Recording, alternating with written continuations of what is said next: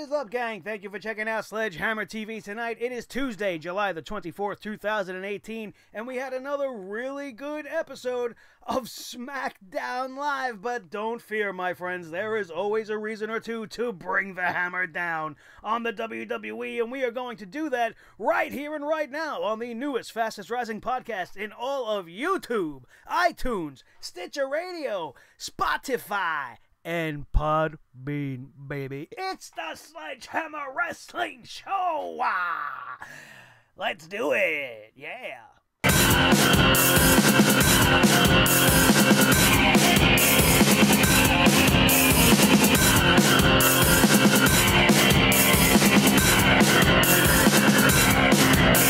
The Sledgehammer Wrestling Show.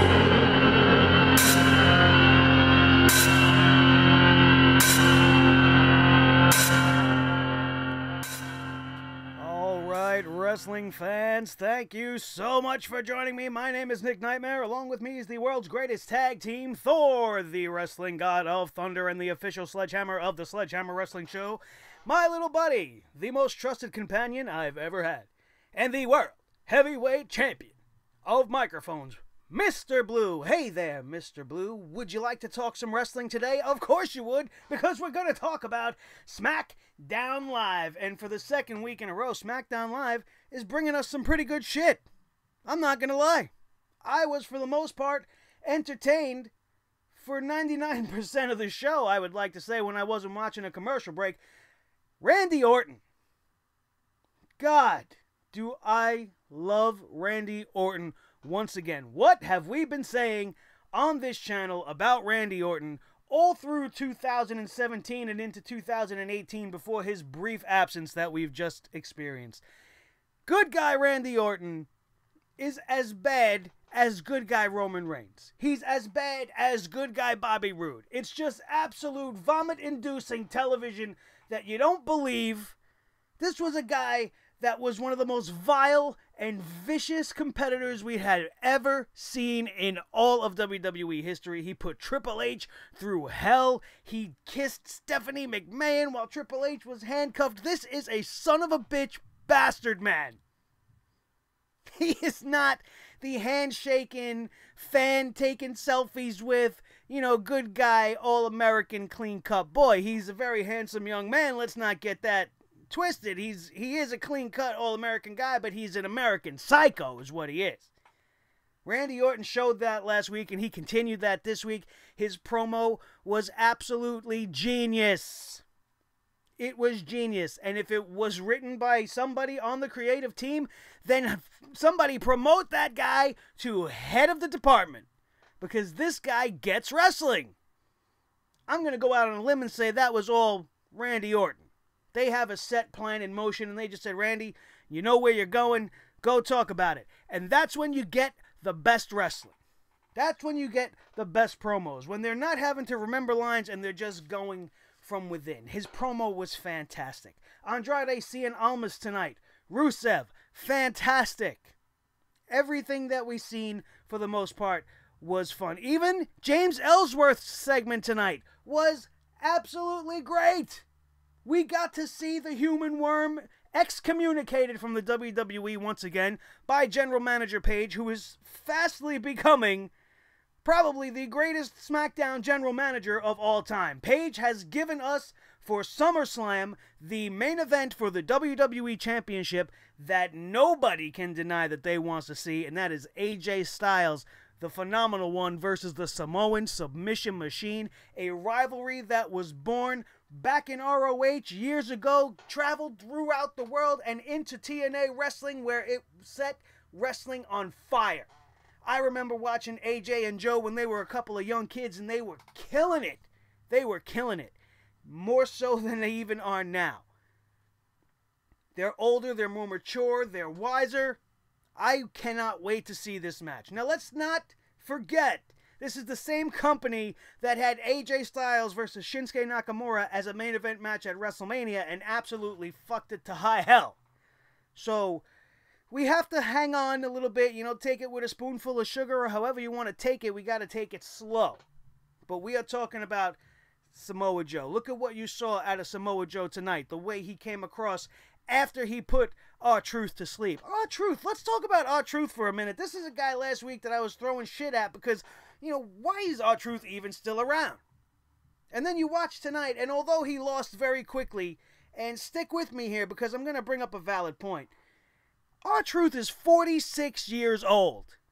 He's 6 years older than I am. I couldn't get my body to move the way he moved in that ring tonight if my ass was on fire. It just wouldn't happen. This guy looked like he was going to jump through the top of the friggin' arena. At moments I thought, hey, wait a minute, is this Kofi Kingston or is this R-Truth? I know it was only 2 or 3 minutes, but damn, that was an impressive 2 or 3 minutes for a 46-year-old guy who's been on the sidelines for what, like 17 years? Come on. R-Truth is a guy that WWE dropped the ball on many, many years ago. Once again, talking about his time in TNA back with Samoa Joe and AJ Styles. R-Truth proved to be one of the best wrestlers I've seen. And you can see that by him being able to do what he did tonight with Samoa Joe. In a very quick squash loss, I thought R-Truth was very, very impressive. And I don't understand why they don't use these guys more to their advantage. They have guys that can go out there and perform at a high level, and you go out there and you make them jokes. R-Truth is pretty much a walking joke, just like Ty Dillinger. Many of you guys might not realize this, but Ty Dillinger, although he's new to the main roster for the last couple of years, he's not a new guy. He's been sniffing around the WWE for the last, 15 years. He's been around almost as long as R-Truth. So them being together in the back, I'm actually kind of enjoying that. And I'm hoping that maybe they make this a thing. Because we need tag teams. Because a 4-team tag team tournament is not really a tournament, really. Let's really call it what it is. There are a couple of teams missing from this tournament. That doesn't matter. The action we got tonight from the tag teams was very good. However, here's where we have to drop the hammer for the first time on this episode because we had the wrong winners tonight. The New Day are great, okay? There is a place in wrestling for the New Day. I understand the comedy, and they're good for the kids. My daughter loves the whole pancake shit. I get it, all right? It's fun. It's happy time when the New Day comes out.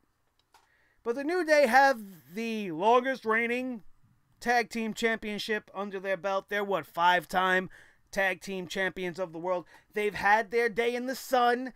They are not the New Day anymore. Their act has become old. It's become a little bit tiresome to me, and it's just, I'm kind of over it. And the New Day on the card, in this incarnation that they're still in, is fine, but them wrestling for championships is not. They don't need to be there anymore. They want to be selling t-shirts and dumping pancakes on people and getting the crowd fun, giving us good matches and getting over the new guys, establishing new talent, which is what needed to happen for Sanity tonight. Sanity really, really needed this win. They needed to advance at least to the next section of this tournament. And that's not what happened here. We got the New Day going on again. So now we're going to have the New Day going up against either the Usos or the Bar. A match that we've already seen either way that happens in a nauseating amount of times. Whereas you could have Sanity go up against the Usos, which is something that's just started brewing. You kind of dump them off onto the New Day. And foregone with that Usos feud you were building at the forefront of Sanity's arrival, where you could have culminated on that at the end of this feud. But now you've chosen to take this tournament and make this a launching pad, a relaunch point for the Bar. I don't have a problem with the Bar, but once again, the Bar does not need to be walking around with the tag team championships again. We've been there already. We've done this already. Why couldn't you do it for Sanity? Get some new faces to get that gold over. Get those belts over on some new faces. You think Sanity couldn't do it? You make them this psychotic, ridiculous, absolutely just vicious team, unstoppable. Nobody can get the titles from them. So that finally when you decide to give it to a new team, it's a big deal. Because Sanity's been running roughshod over the whole division. It would have meant more. What are we going to get now? We're going to get the New Day as the champs again? We're going to get the Usos as the champs again? Or we're going to get the Bar as the champs again? Again. Why not new? Bang! Hammer down. Let's bring the hammer down again since we got it out and we're swinging it right now and I'm seeming to be firing up a little bit. Does Asuka feel the same to you anymore? Does it matter that James Ellsworth was only brought in to be the one sole reason for Asuka to lose to Carmella twice? And now we have to hear that shit from the Princess of Garbage Island week after week after week. Thanks, James Ellsworth. Don't let the door hit you in the ass the way Paige did on the way out. Holy shit. What a waste. What a waste of our time. What a waste of the championship. And what a waste of Asuka. One of the most promising things you had coming in a long time. And you've ruined her. To the point where you got her coming out. She's going to do her obligatory line that she memorized to say whatever she's got to say about the Evolution pay-per-view. How she's so excited. Let's do that. And then she wants to say Billie Kay is not ready for Asuka. Asuka just lost twice, be it through ridiculous means and because of James Ellsworth's interference. But Asuka just lost twice to Carmella. Do you think I'm going to really care that she thinks Billie Kay's not ready? Maybe Billie Kay's ready too. Billie Kay's got a buddy on the outside too. What if Peyton Royce gets involved? We going to see Asuka lose again? This is what I'm thinking. Nobody's ready for Asuka. Billie Kay's not ready for Asuka. That doesn't fly anymore. That only worked when she was undefeated. Apparently, some people can be fucking ready for Asuka, and it's some of the worst people in the world. Awful. Asuka versus Billie Kay didn't mean shit to me. Wasn't even that great of a match.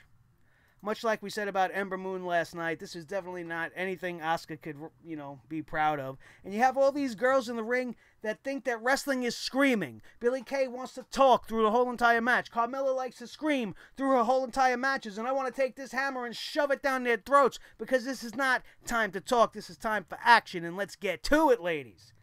What, you don't know what to do? You don't know what hold you want to do next? And you're blanking out so you scream like a banshee?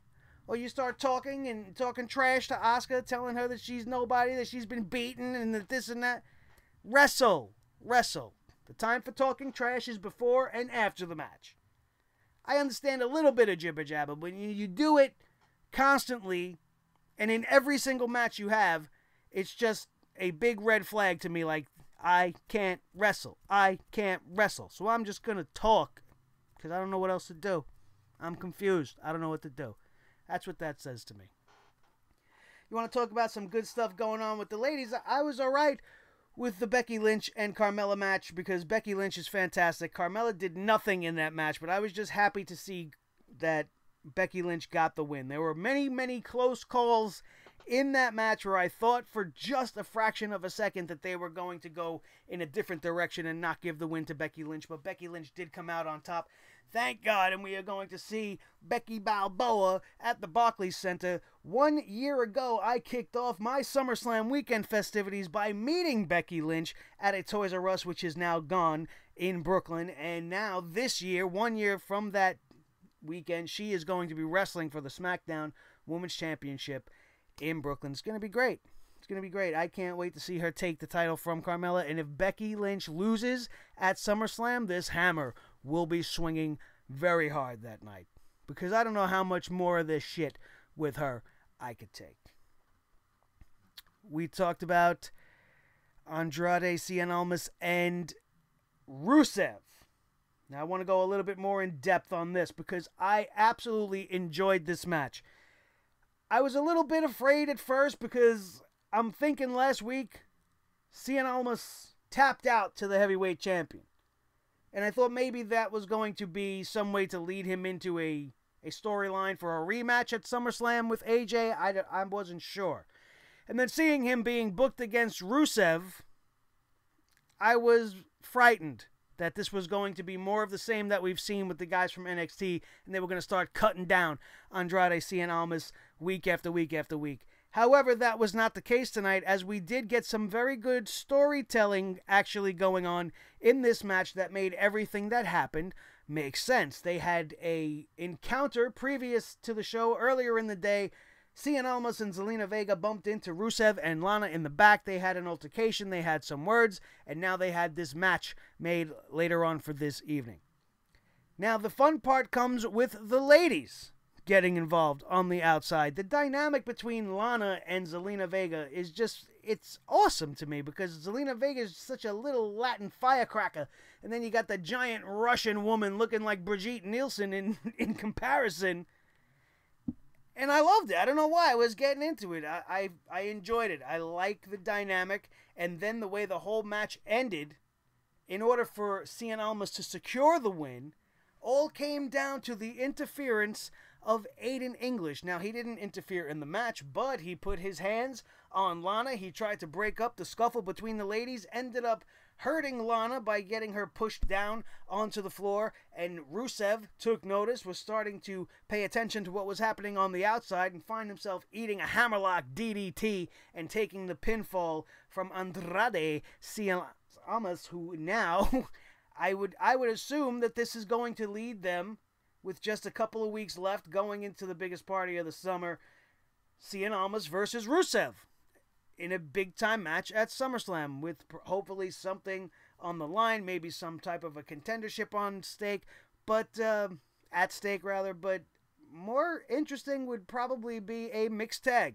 and that's where I could see this going, just based off what we saw tonight. A mixed tag team matchup with Rusev and Lana versus Vega and Andrade, and then you could have, if you want Zelina Vega and Lana to be a feud as you're going into the fall, since SummerSlam's going to end the summer, we can go into September, leading into October, and you could have enough time to build some fire and put a story beneath this match, and maybe you can have that as a big-time match at your Evolution pay-per-view, and you could have Lana and Zelina Vega go one-on-one. You're looking at me like I'm crazy right now, because who wants to see Lana wrestle, right? Because she's garbage at it. But let me tell you something, Zelina Vega is no slouch. She is very well trained. She has been wrestling in the industry for over 10 years already. She is another one that I am going to reference to you guys right now that I saw for the first time back in the days of TNA, when TNA was tearing it down in the mid-2000s. She knows what she's doing. If anybody can help Lana get through a match, or at least train and work with Lana over the next 2 months to maybe get her to where she needs to be so that they can have a big time match and sell something maybe to open the show for Evolution, I would be into it. I think they could do that. I don't have the faith in them to give it what it needs to culminate at that point. They are not creative enough to do that. We see that just in the naming of this woman's pay-per-view being Evolution. We talked about that last night. Let's not get into that again. But I'm into it. I loved it. And Almas gets the win, defeats Rusev. It was absolutely great. Samoa Joe defeated R-Truth, like we talked about, in a very good performance in under 3 minutes by R-Truth. I was very taken back by what we saw. We had the United States champion, Shinsuke Nakamura, show up on screen. He was taking shots at Jeff Hardy, talking about how he got bitten by the viper. If that's what he said, I don't know. I couldn't really tell. I think they're making him talk just a little bit too much. He's not really getting that much better at it. I do understand what he's saying for the most part, but I just think it's too much talking for Shinsuke. Shinsuke's a man of action, and if you have nothing for him to do, maybe you just let him take the week off. Less is more sometimes. We don't need to keep showing us the same shit over and over and over again. Then we had Paige come out and announce the next challenger for the WWE Championship at SummerSlam for AJ Styles. They came out. AJ Styles put his 2 cents in about the Evolution, talking about his daughters and all that, and everybody's getting behind it, and I can kind of sympathize with that. I have a little girl, and I would like to be able to give her that message that, you know what, anything is possible. Look at something like this. You know, you can do anything you want. If you work hard enough, it's going to happen eventually. It's a great message to be able to send, and I can get behind that. I just, as a wrestling fan, as a wrestling mark, whatever you want to call me, a purist, as an old school head, I just don't see the importance of the event the way they have it structured as just a bullshit card. It's going to be a random card of women's matches when it could have been structured and made important by making it worth something and mean something by crowning a Queen of the Ring. I'm going to keep talking about this, and I'm probably going to say it until this event happens in October, because it's the biggest fail The biggest missed opportunity they ever had. You had a ball set up on a tee, a softball set up on a tee, and then you had a giant mallet, not this little mini guy, and it would have been real easy for you to hit this home run by doing this one move, but you didn't do that. You made this other thing. But fine, you know, AJ Styles is fine with it as well. And then we have James Ellsworth come out. My immediate thought is to hold back my puke reflex. So I just don't want to look at the TV, and I kind of already know what he's going to say, that he's here and he's beat AJ before, and he wants a shot at AJ. Not once for even a microsecond did I believe that Paige was naming James Ellsworth as the SummerSlam contender. Paige hates James Ellsworth probably just as much as the rest of us do. It would not have made much sense for her to do that, even if she wanted to see him get an ass whooping by AJ Styles. I don't think she's that stupid of a general manager to sacrifice her main event at SummerSlam by putting the worm face James Ellsworth in there. So, much to my surprise, and it made me utterly happy with glee, or I don't know if you want to call it glee, call it whatever, but there was some kind of emotion that came over me that just made me feel all warm and comfortable inside when Samoa Joe popped up on screen, wrapped the champ up in the coquina clutch, and then walked off, leaving AJ in a pile of rubble, saying, "Tick-tock, champ. Tick-tock. Your time is up." I have been waiting for this moment since Samoa Joe originally laid claim to the SmackDown WWE Heavyweight Championship. He talked about this months ago. He told AJ, "Have fun doing what you're doing right now because I'm coming for you." And this was great. Paige shows up in the back. She's all pissed off at Samoa Joe for ruining the whole moment, right? And then Samoa Joe just goes off. He says, "That is everything you wanted from me." You know, telling Paige right out to him. She said, "I wanted you because you're unpredictable. I wanted you for this." And he said, "Well, that's what you got, baby." And he's coming for the champ at SummerSlam. It's going to be great. It's going to be absolutely great. I can't wait for it. What else did we have here? Let's scroll down the list of my notes here. We saw... let's just get this out of the way so we could finish talking about him once and for all. Paige had James Ellsworth physically removed. They were carrying him like an idiot. She almost got kicked in the face about 500 times on the way through this segment, and then she kicked him in his ass right out the door. Hopefully we never have to see his ridiculous, ugly face again. And then, like I said, she would confront Samoa Joe in the back, and he said that this was his way, and his way was phenomenal. What I just did was phenomenal, because Samoa Joe is just that. Samoa Joe and AJ Styles are going to tear it down at SummerSlam if they're allowed to. And honestly, I would put that match on last. But that's me. We all already know what the last match of the night is going to be for SummerSlam. Let's not go there. Becky Lynch defeated SmackDown Women's Champion Carmella in a non-title match. We talked about that. Becky Lynch will be going on to SummerSlam to challenge for the championship.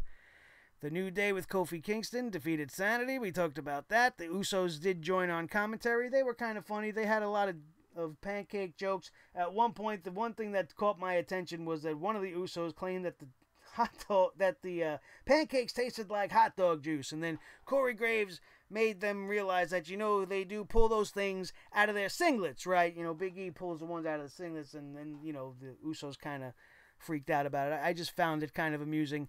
The match itself was very good. It just had the wrong winner, like we said. And now we're going to bring the hammer down just a little bit on The Miz, because I love The Miz. I love everything that happened, but the minute this segment started, and I'm going, we're ending SmackDown with a commercial for his TV show. This is gonna be stupid. But then Daniel Bryan showed up, and things got really interesting really quickly. And let's be honest. If you believe that was a real baby in the Miz's little kangaroo pouch on his chest, then you need to go get some glasses, bro. Or you need to at least pay more attention to the show. Because that thing didn't move for a microsecond. No baby stays that still. No baby would be that calm in a giant crowd of noise like that. It just wouldn't happen. all the jokes the Miz was making about the baby being asleep at the mere mention of Daniel Bryan's name or hearing the yes chant, she falls into a coma. Ridiculous. That was not a real baby. So I kind of seen what was coming, but the fact that it happened just makes me love the Miz even more. Because one thing that you learn from this SmackDown Live is you don't throw a baby doll at a new dad, because he will react as if it's an actual baby.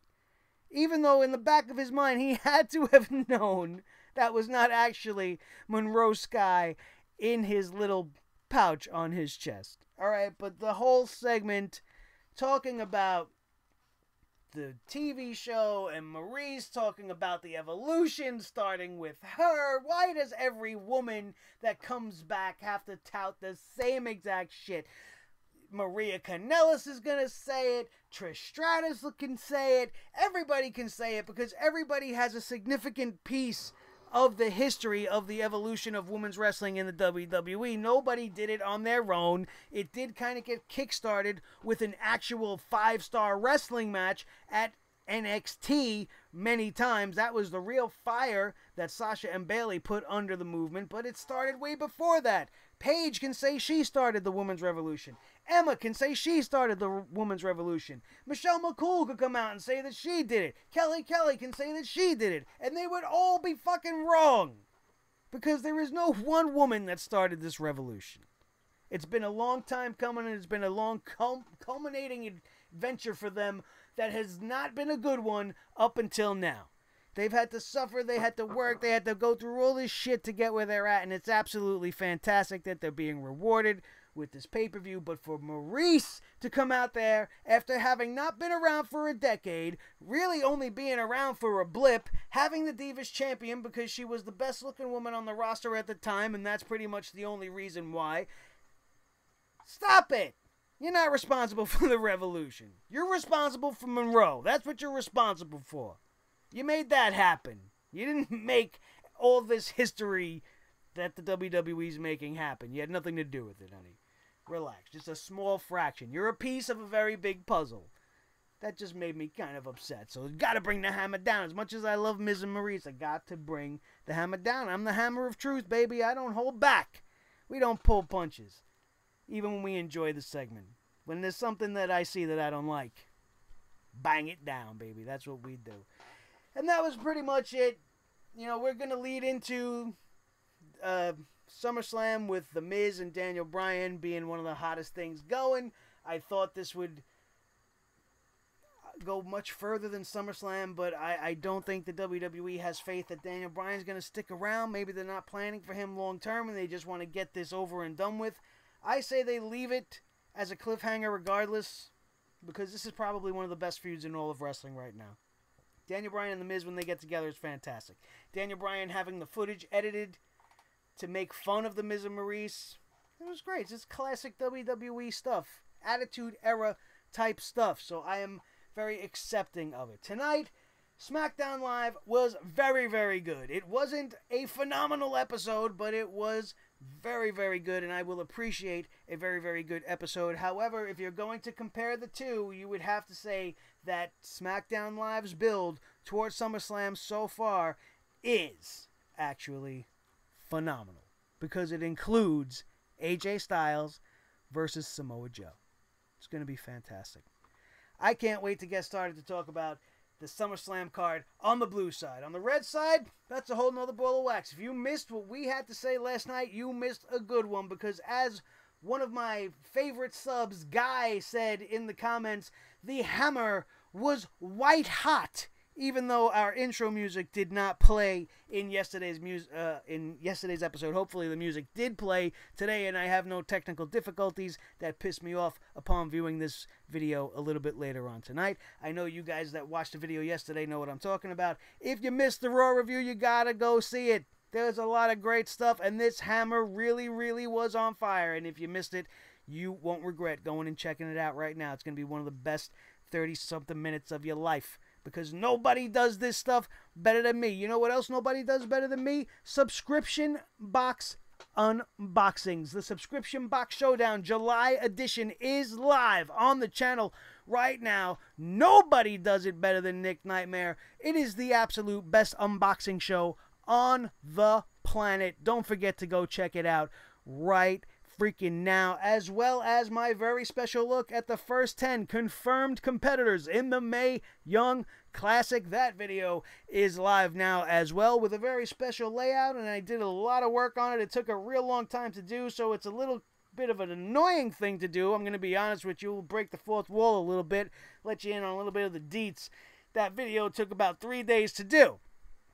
And that's not counting the rendering time. So it is something that I would like to keep doing. I need to upgrade my systems to do that. In order to do that, I need to get more fans to sign on and join this club, which is why we are celebrating the SummerSlam event all the way up into SummerSlam in a couple of weeks.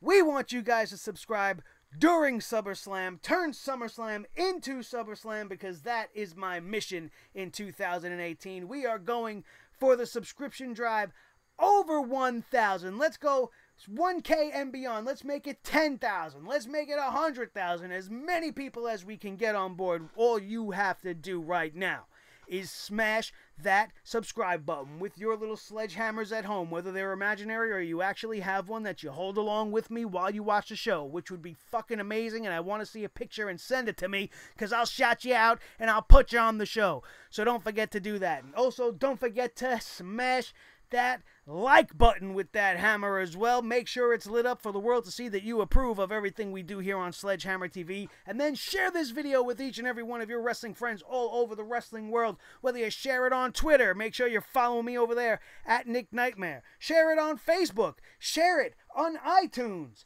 Podbean, Stitcher Radio, or Spotify. Wherever you enjoy the hammer coming down, make sure you spread the love, because we need to infect this world with Sledgehammer TV. And my greatest weapon is you guys. You guys are the best fucking fans in the world. I absolutely love you. You light my comment sections up on fire. You bring some great stuff, and you're always making me laugh, and I appreciate you 100%. Do not forget during this SummerSlam subscription drive event to show your loyalty in the biggest way and support the show and help us get our new equipment by getting your t-shirts, which I will give to you guys the image once again on our way out through the outro song, which is hopefully there. That, my friends, will be the end for this show. Thank you for indulging me in all my selling, and thank you for joining me for tonight's SmackDown live review. If I missed anything, feel free to call me out on it, but at the end of the day, all you need to know was tonight was a good show. SmackDown Live has been good consistently and better than Raw. And that's all I can ask for. Actually, I could ask for a whole lot more. We could ask for them to at least be as good as NXT, right? Let's stop rambling on. My name is Nick Nightmare. This is Thor the Sledgehammer, the official sledgehammer of the Sledgehammer Wrestling Show and the Wrestling God of Thunder, my little buddy, my most trusted companion in the world. Hey there, Mr. Blue, the snowball microphone, the world heavyweight champion of all the microphones in all the world. How could you be bigger than that? Nobody's bigger than that, just like nobody is bigger than the Sledgehammer Wrestling Show right here on Sledgehammer TV. Thank you guys so much. I did that a little early, but we're going to do it again. That is going to do it, and we are out of here. And we will see you all week long for the absolute best professional wrestling coverage in the whole entire world, right here, only on Sledgehammer TV. Take care.